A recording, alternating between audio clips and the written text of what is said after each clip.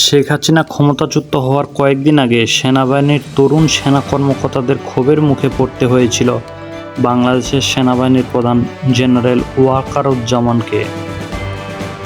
ভারতীয় সাময়িকী উইকে শনিবার প্রকাশিত এক প্রতিবেদনে এমনটাই বলা হয়। এতে বলা হয়, 2 আগস্ট এক বৈঠকে তরুণ সেনা কর্মকর্তারা দেশের পরিস্থিতি নিয়ে ক্ষোভ প্রকাশ করেন। প্রতিবেদনের বৈঠকে সংশ্লিষ্ট একটি সূত্রের বরাত দিয়েছে দ্য উইক। দ্য টাইমসের প্রতিবেদনে বলা হয়, সেদিন কঠিন পরিস্থিতির মুখোমুখি হতে হয়েছে সেনাপ্রধান ওয়াকারুজ্জামানকে। ওই সময় পরিস্থিতি নিয়ন্ত্রণে আনতে মাঠে সামরিক বাহিনীও ছিল। পরিস্থিতি নিয়ে কথা বলতে এ বৈঠকে ডেকেছিলেন সেনাপ্রধান, সূত্রটি দ্য উইককে জানায়। সেনা কর্মকর্তাদের মধ্যে জমে থাকা ক্ষোভ প্রশমনে সেনাপ্রধান সেদিন বলেন, যদি অগণতান্ত্রিক উপায়ে ক্ষমতা হস্তান্তর হয় তাহলে বাংলাদেশ কেনিয়া বা আফ্রিকার অন্য দেশগুলোর মতো হয়ে যেতে পারে।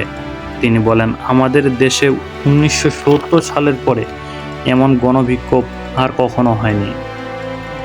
তাই এটি ব্যতিক্রম ঘটনা।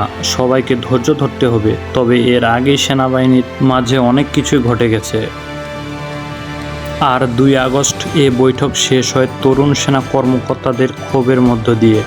দ্য উইক বলছে, এর জেরে শেখ হাসিনাকে ক্ষমতা থেকে সরানোর সিদ্ধান্ত নিতে হয় সেনাপ্রধানকে এবং 3 দিন পর পদত্যাগ করে দেশ ছেড়ে পালাতে হয় শেখ হাসিনাকে।